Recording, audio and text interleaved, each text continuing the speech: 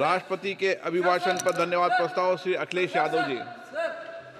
Sir, you all explain the entire speech of Rahul Gandhi. On which foot, sir? Sir, how can you explain the speech? You are not even touched the... Sir, Anurag Thakur has given entire speech. There is no touch on his speech. Only Rahul Gandhi's speech was expunged. Why, sir? Why, sir? Why, sir, expunged? मैं अध्यक्ष अखिलेश जी का धन्यवाद देना चाहता हूँ।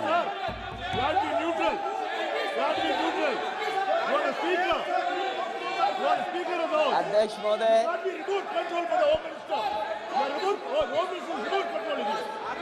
अध्यक्ष महोदय,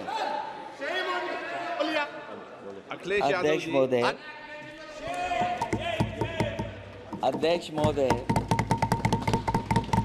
मैं सबसे पहले आपका धन्यवाद देना चाहता हूं कि आपने मुझे अपनी पार्टी की तरफ से राष्ट्रपति जी के भाषण बोलने का मौका दिया है। अध्यक्ष जी, सत्ता पक्ष और विपक्ष दोनों लगातार अपनी बात रख रहे हैं। मैं सबसे पहले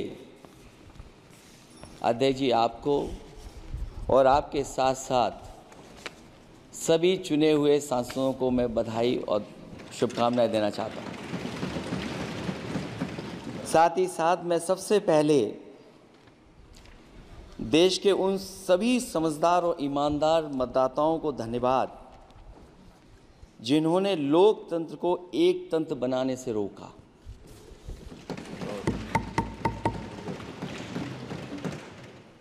चुनाव के समय पर अध्यक्ष जी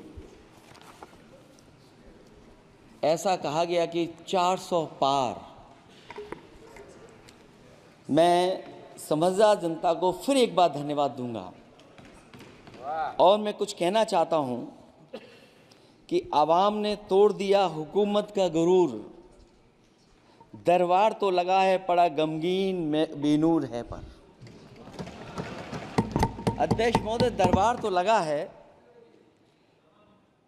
पर बड़ा गमगीन बेनूर है और पहली बार ऐसा लग रहा है हारी हुई सरकार विराजमान है। जनता कह रही है चलने वाली नहीं सरकार।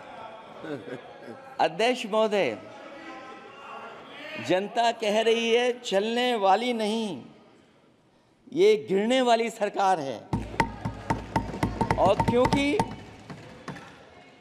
ऊपर से जुड़ा कोई तार नहीं, नीचे कोई आधार नहीं, अधर में जो है अटकी हुई वो तो कोई सरकार नहीं।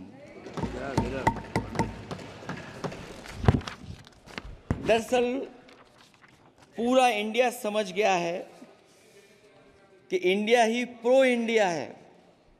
इस चुनाव में इंडिया अलायंस की नैतिक जीत हुई है। ये पीडीए इंडिया की सकारात्मक राजनीति, पॉलिटिक्स जो पॉजिटिव है, पॉजिटिव पॉलिटिक्स की जीत हुई है। ये इंडिया पीडीए की सोशल जस्टिस मुहिम की विक्ट्री है। 2024 का परिणाम हम इंडिया वालों के लिए जिम्मेदारी से भरा पैगाम भी है। और अगर हम यूं कहें अध्यक्ष महोदय कि 15 अगस्त 1947 अगर उपनिवेशिक राजनीति से आज़ादी का दिन था तो 4 जून 2024 देश के लिए सांप्रदायिक राजनीति से आज़ादी का दिन रहा। ये सांप्रदायिक राजनीति के अंत और सामुदायिक राजनीति की शुरुआत है। जहां सांप्रदायिक राजनीति का अंत हुआ है वहीं सामुदायिक राजनीति की शुरुआत हुई है। सबसे अच्छी बात हुई ये है कि इस चुनाव में सांप्रदायिक राजनीति की हमेशा के लिए हार हो गई है। अध्यक्ष महोदय, कहने को सरकार ये कहती है कि ये 5th लार्जेस्ट इकोनॉमी बन गई है और जीडीपी के मामले में 5th वर्ल्ड की इकोनॉमी बन गई है।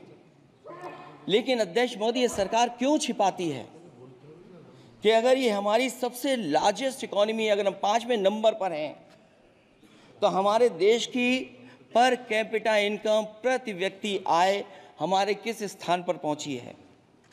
और हम लोगों ने तो अध्यक्ष महोदय देखा है कि अगर दिल्ली की सरकार ने कहा होगा कि $5 ट्रिलियन की इकोनॉमी बनेगी, तो जहां से प्रधानमंत्री जी चुन करके आते हैं, वहाँ का प्रदेश के सरकार भी कह रहे कि हम $1 ट्रिलियन इकोनॉमी बना लेंगे। देश की इकोनॉमी कहाँ पहुँच गई, पर कैपिटा इनकम क्या है। लेकिन अगर उत्तर प्रदेश की इकोनॉमी को अगर $1 ट्रिलियन की इकोनॉमी बनना है, तो कम से कम 35% की ग्रोथ चाहिए। मुझे नहीं लगता है कि 35% की ग्रोथ उत्तर प्रदेश पा पाएगा। हम हंगर इंडेक्स में कहाँ खड़े हैं, नीचे से कहाँ हैं। जो 5th लार्जेस्ट इकोनॉमी की बात कर रहे हैं, वो इनइक्वालिटी के पैरामीटर पे कहाँ खड़े हैं, वो हैप्पीनेस इंडेक्स में कहाँ खड़े हैं। और जो लोग चुनाव को अपने तरीके से मोड़ते हैं, मैं उन्हें कहना चाहता हूं कि अध्यक्ष महोदय, इस चुनाव के परिणाम ने तोड़ने वाली राजनीति को तोड़ दिया है और जोड़ने वाली राजनीति की जीत हुई है। इस चुनाव में धन छल बल की नकारात्मक राजनीति की शिकस्त हुई है। ये चुनाव जो देश का हुआ, ये सकारात्मक राजनीति का नया दौर शुरू हुआ है। इस बार प्रो कॉन्स्टिट्यूशन वालों की जीत हुई है। हम मानते हैं संविधान ही संजीवनी है, उसी की जीत हुई है। ये संविधान मंथन में संविधान रक्षकों की जीत हुई है। अब ऊपर से नीचे की राजनीति का अंत हो गया है।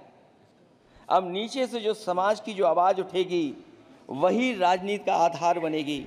मैं कहना चाहता हूं कि देश किसी की व्यक्तिगत महत्वाकांक्षा से नहीं, जन आकांक्षा से चलेगा। मतलब अब मनमर्जी नहीं, जनमर्जी चलेगी। इस चुनाव का बड़ा पैगाम यही है।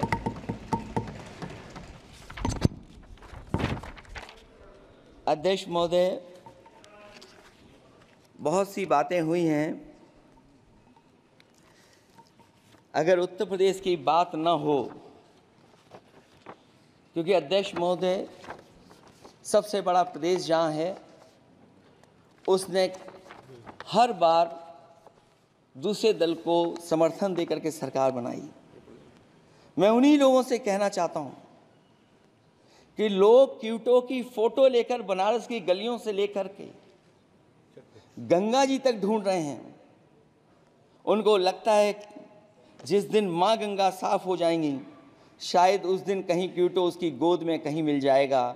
बनारसी लोग चाहते हैं कि कोई गंगा जी के भी तल में उतरकर उसका दर्द भी जाने। उत्तर प्रदेश की जनता का बस यही आग्रह है कि जिस गंगा जल को हाथ में लेकर सच कहने की कसम खाई जाती है, कम से कम उस गंगा जल से तो झूठ ना बोला जाए।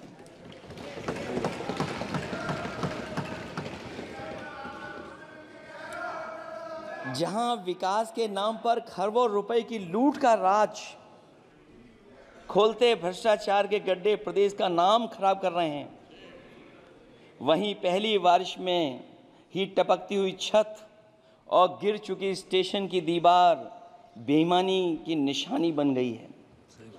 अध्यक्ष महोदय, विकास का ढिढोरा पीटने वाले इस विनाश की जिम्मेदारी कब लेंगे? और रही सच्चे विकास की बात, तो हमने जो सड़क बनाई उस पर हवाई जहाज उतरे थे, और उत्तर प्रदेश की मुख्य नगरी में सड़कों पर नाव उतरी हैं। और अभी बारिश और हो जाएगी तो नाव से भी चलना पड़ेगा। यही स्मार्ट सिटी के जुमले का भी हाल है। न तो जाम से छुटकारा मिला, न बुनियादी सुविधाओं से कोई निजात मिली, न कोई बुनियादी सुविधाएं मिल पाई हैं। मुझे याद है अध्यक्ष महोदय, देश के प्रधान सांसद जी ने अनाथ पशुओं के बारे में बहुत कुछ कहा था। अनाथ पशुओं की समस्या से छुटकारा दिलवाने के लिए का वादा किया हुआ, लेकिन कई चुनाव बीत गए हैं, अभी तक गन्ने का भुगतान 2 हफ्ते का वचन जो दिया था, कहां दिया था? अब तो वचन देने वाले को भी याद नहीं है। हर बात को जुमला बना देने वाले लोगों के ऊपर से जनता का भरोसा उठ गया है। इसीलिए बहुमत की सरकार नहीं है, ये सहयोग से चलने वाली सरकार है। डबल इंजन के नाम पर उत्तर प्रदेश को टकराहट के सिवा कुछ हासिल नहीं हुआ है। उत्तर प्रदेश में प्रभुत्व की लड़ाई 2 लोगों को आपस में लड़ा रही है, लेकिन उसकी मार जनता को सता रही है। पिछले 10 सालों की उपलब्धि बस इतनी रही कि एक शिक्षा परीक्षा माफिया का जन्म हुआ। अध्यक्ष महोदय, जिस समय चुनाव में थे और उत्तर प्रदेश में वो हालात देखे हैं कि नौजवान जब भी तैयारी कर करके जाता था और परीक्षा दे करके लौटता था तो उसको पता लगता था कि पेपर लीक हो गया। और उत्तर प्रदेश में केवल एक पेपर लीक नहीं हुआ है, जितनी भी परीक्षाएं हुई हैं सब पेपर लीक हुए हैं। केवल उत्तर प्रदेश ही नहीं, मैं माननीय सांसद की तरफ से सुन रहा था, कई ऐसे प्रदेश हैं जहां पर परीक्षाएं देने तो बच्चे गए, लेकिन वहां भी पेपर लीक हो गया। और अभी जब 4 जून को रिजल्ट आया, उसके बाद जो बात उठी है, देश की सबसे प्रेस्टिजियस परीक्षा, उसका भी पेपर लीक हो गया। और आखिरकार ये पेपर लीक हो क्यों रहा है? सच्चाई तो ये है कि ये सरकार पेपर लीक इसलिए करा रही है कि सरकार नौकरी नहीं देना चाहती, रोजगार नहीं देना चाहती, उन नौजवानों का भविष्य नहीं बनने देना चाहती। पिछले 10 सालों की उपलब्धि बस इतनी रही है कि एक शिक्षा परीक्षा माफिया का जन्म हुआ है, जिसने तथाकथित अमृतकाल में युवाओं के भविष्य की आशाओं को ही जहर दे दिया है। जो सरकार उम्मीद को मार दे, वरना तो वर्तमान को सुधार सकती है, न भविष्य को संभाल सकती है। सरकार आशा का प्रतीक होनी चाहिए, निराशा का नहीं। जनता चाहती कि हर समस्या के लिए बीते कल की को जिम्मेदार ठहराने के बहाने को सरकार छोड़े और आने वाले कल की बात करे। अगले 1000 साल के झूठे सपने दिखाने वाले अगले महीने होने वाली परीक्षाओं के लीक न होने की गारंटी कब लेंगे? जनता अब न तो किसी बहकावे में आएगी और न किसी के बहलावे फुसलावे में आएगी। जो लोग कहते हैं कि अमृत काल की बात करने वाले जनता का जागरण काल आ गया है, आज इस सदन में नए राजनीतिक जागरण के अनेक प्रतिनिधि बैठे हैं। अब जब बात होगी तो सच्ची बात होगी और जनता को पूरी सच्चाई के साथ हम लोग अपनी जिम्मेदारी के साथ बात रखेंगे।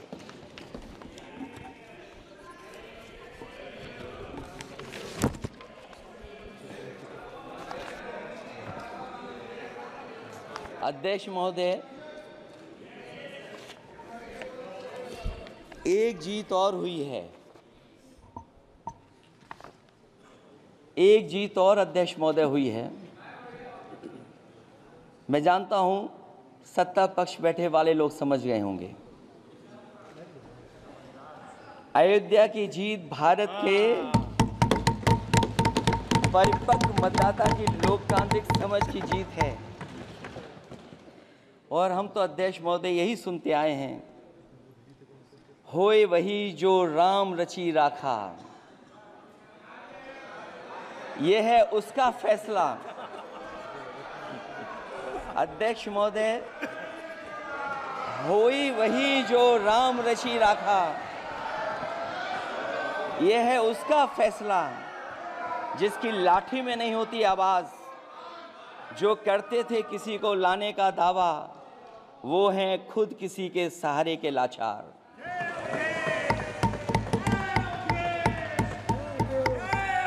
अध्यक्ष महोदय, मैं फिर कह देना चाहता हूं, होए वही जो राम रचि राखा। यह है उसका फैसला जिसकी लाठी में नहीं होती आवाज। जो करते थे किसी को लाने का दावा, वो हैं खुद किसी के सहारे के लाचार। हम अयोध्या से लाए हैं उनके प्रेम का पैगाम। हम अयोध्या से लाए हैं उनके प्रेम का पैगाम, जो सच्चे मन से करते हैं सबका कल्याण।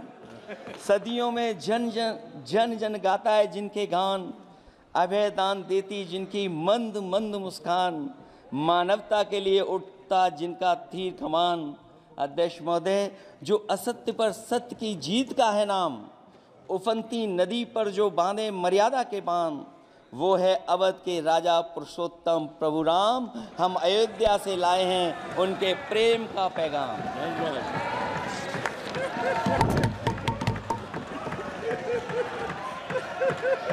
अध्यक्ष महोदय,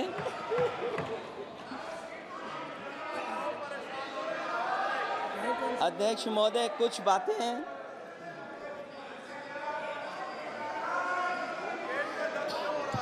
अध्यक्ष महोदय, कुछ बातें समय और काल से परे होती हैं,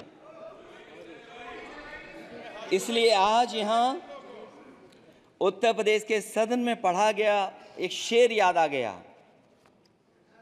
जो तब सही था अब और सही साबित हो रहा है। इजाजत हो अध्यक्ष जी तो मैं अर्ज करूं। हजूरे आला आज तक खामोश बैठे इसी गम में। हजूरे आला आज तक खामोश बैठे हैं इसी गम में। महफिल लूट ले गया कोई जबकि सजाई हमने। योगी जी के लिए, योगी जी के लिए।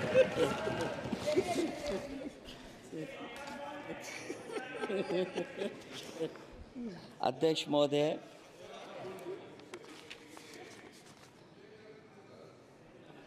मैं मॉडल ऑफ कंडक्ट जब चुनाव हुआ, लागू हुआ, उस समय मैंने देखा कि कुछ लोगों पर मेहरबान रही सरकार और कमीशन भी। कई, मैं बहुत डिटेल में नहीं जाना चाहता हूं अध्यक्ष महोदय, लेकिन कहीं ना कहीं प्रश्न उस संस्था पे भी लगा है, और अगर उस संस्था पर प्रश्न लगा है तो लगाने वाली सरकार की वजह से लगा है। इसलिए अगर निष्पक्ष होगी वो संस्था तो न केवल हमारा लोकतंत्र स्वस्थ होगा, बल्कि हमारे लोकतंत्र और मजबूत दुनिया में दिखाई देगा। अध्यक्ष महोदय, ईवीएम पे मुझे कल भी भरोसा नहीं था, आज भी नहीं भरोसा। मैं 80 के 80 सीट जीत जाऊं तब भी नहीं भरोसा। और मैंने अपने चुनाव में कहा था अध्यक्ष महोदय कि ईवीएम से जीत करके ईवीएम हटाने का काम करेंगे। न ईवीएम का मुद्दा मरा है, न जाएगा खत्म। जब तक ईवीएम नहीं हटेगी हम समाजवादी लोग उस बात पर अड़ग रहेंगे। उत्तर प्रदेश अध्यक्ष महोदय वो प्रदेश है जिसने सरकार बीजेपी की बनवाई, एक बार नहीं 2 बार बनवाई, और उसी उत्तर प्रदेश के साथ कितना बड़ा भेदभाव, उत्तर प्रदेश के साथ बड़ा भेदभाव। मुझे याद है वो दिन जब प्रधानमंत्री जी एयरफोर्स के सबसे भारी वाहन हवाई जहाज से उतरे थे सड़क पर। वो अलग बात है कि उस प्रदेश के मुख्यमंत्री उनके साथ नहीं बैठ पाए थे, लेकिन वो एक्सप्रेसवे जो बना था और आज भी जो उत्तर प्रदेश में बन रहे हैं वो उत्तर प्रदेश के बजट से बन रहे हैं। लेकिन दिल्ली की तरफ से कोई एक्सप्रेसवे अभी नहीं दिया गया है। न केवल इंफ्रास्ट्रक्चर में भेदभाव हुआ है, बल्कि हमें याद है कि प्रधानमंत्री जी ने बड़े पैमाने पे गांव गोद लिए थे। और सोचिए, अगर देश के प्रधान सांसद अगर किसी गांव को गोद ले लें और उस गांव की तस्वीर न बदले तो शायद मैं नहीं समझता हूं कि किसी गांव की तस्वीर 10 साल में बदली होगी। मुझे वो गांव जिसको उन्होंने गोद लिया, जो प्रधानमंत्री जी की आदर्श योजना थी उसके तहत जो गोद लिया गया था गांव, वो 5 वर्ष पहले खूब शोर हुआ था कि बनारस शहर की तरह डोमरी में चमचमाने लगेगा एक गांव। हकीकत में कुछ नहीं हुआ। उसकी दुर्दशा वैसी की वैसी है, जैसे था गांव वैसा ही का वैसा है। टूटी सड़कें, कच्ची पगडंडियां, उखड़े और टूटे हुए ईंट के खंजे, बदहाल हैंडपंप, पावरलूम और पंखे के जाली के कारखाने को आखिर कब तक रफ्तार मिलेगी जो उस गांव में काम होता था, लोग करते थे। खाली पड़े रसोई गैस के सिलेंडर, अंधाधुंध बिजली कटौती के बीच इस गांव के लोगों को हर सुबह मजदूरी की कभी ना खत्म होने वाली तलाश आखिर कब पूरी होगी। तो सोचिए, एक गांव की तस्वीर ये है। जो गांव कभी गोद लिया गया था, उस गांव की भी तस्वीर नहीं सुधर पाई है। जो भाजपा के स्मार्ट सिटी के झूठे सपने में गांव के लिए कोई जगह नहीं है। अपने गांव गोद लेने की जो बात कही थी, क्या वो भी जुमला था अध्यक्ष जी? पता नहीं जिस गांव को गोद लिया था उसका नाम भी किसी को याद है कि नहीं। मैं नाम पूछ करके किसी को शर्मिंदा नहीं करूंगा, क्योंकि अगर नाम याद है तो ये तो और भी बुरी बात है कि अपने नाम याद रखने के बावजूद भी कुछ नहीं किया। जिसे गोद लिया जाता है उसे अनाथ बनाकर छोड़ देना अच्छी बात नहीं है। और अगर तस्वीर अध्यक्ष महोदय बदली हो 10 साल में उन तमाम गोद लिए हुए गांवों की, तो मैं सत्ता पक्ष के लोगों से कहूंगा जरूर इस सदन में बात रखें, जरूर बताएं आप। जो बात कभी अध्यक्ष महोदय कास्ट सेंसस की उठी थी, हम उस कास्ट सेंसस के पक्ष में हैं कि बिना कास्ट सेंसस के सामाजिक न्याय संभव नहीं है। सबको हक दिला पाना मुश्किल है। अध्यक्ष महोदय, राष्ट्रपति जी के अभिभाषण में अग्निवीर को लेकर के जो चिंता विपक्ष की थी और देश के नौजवानों की थी, वो चिंता वैसी की वैसी बनी है। अध्यक्ष महोदय, मैं ये कहना चाहता हूँ, मैं खुद मिलिट्री स्कूल से पढ़ा हूँ। मेरे साथ के बहुत बड़े पैमाने पे लोग फौज में हैं। मैंने समय समय पे जो मेरे साथ पढ़े जो सीनियर थे उनसे भी जानकारी हासिल की है। बड़े बड़े ऑफिसर से मैंने पूछा है, वो शायद आपको न बता पाएँ, लेकिन दबी जुबान में उन्होंने कहा है कि देश की सुरक्षा के साथ अग्निवीर जैसी व्यवस्था लागू करने से समझौता हो रहा है। अध्यक्ष महोदय, किसी भी देश की सबसे बड़ी प्राथमिकता अगर कोई है तो वो देश की सीमाओं की सुरक्षा है। अग्निवीर जैसी व्यवस्था से कभी संभव नहीं है। अध्यक्ष महोदय, हम अग्निवीर व्यवस्था को कभी स्वीकार नहीं कर सकते हैं। आज नहीं कल, कल नहीं बाद में, जब कभी भी सत्ता में इंडिया गठबंधन आएगा, अग्निवीर व्यवस्था हमेशा हमेशा के लिए खत्म हो जाएगी। अध्यक्ष महोदय, जिन्होंने कहा कि हम आय किसानों की दोगुनी कर देंगे, आज किसान पूरा देश का देख रहा है कि उसकी आय कहाँ दोगुनी हो गई। और जिस तरह महंगाई बढ़ी है, सरकार बताए कि महंगाई इस बढ़ने पे उसकी आय कितनी होनी चाहिए। और जो इंफ्रास्ट्रक्चर की बड़ी बड़ी बातें की गई थी कि एमएसपी लागू करने के लिए एग्रीकल्चर सेक्टर का इंफ्रास्ट्रक्चर तैयार होगा, लेकिन जहाँ तक मैंने उत्तर प्रदेश में देखा है, अगर इस सरकार में एक भी नई मंडी बनी हो तो मुझे सरकार बता दे।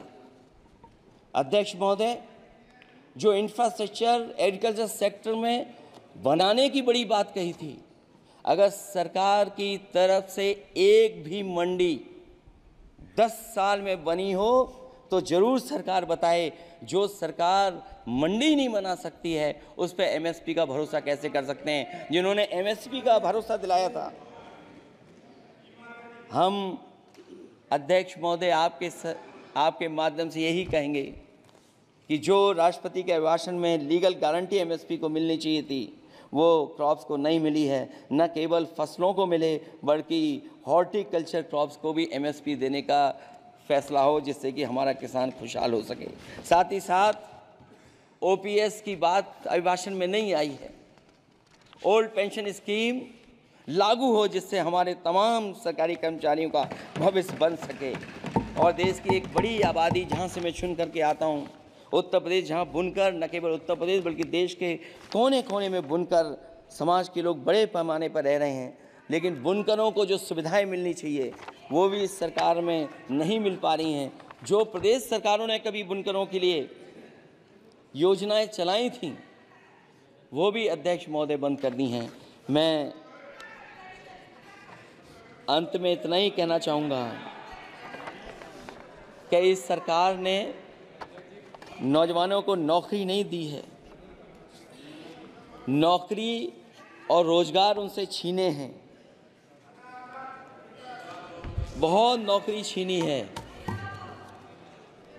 इसलिए मैं कहना चाहता हूं अध्यक्ष जी, इसलिए मैं कहूँगा कि आपके राज में न नौकरी की उम्मीद है न रोजगार, क्योंकि आपने छोटे कारोबारी तक को इतना छोटा बना दिया है कि न तो वो अपना पेट भर सकता है न किसी को नौकरी पर रख सकता है। जो कुछ पद निकलते भी हैं तो उन पर लेटरल एंट्री के नाम से पिछले दरवाजे से कुछ खास संगी साथियों को रख लिया जाता है।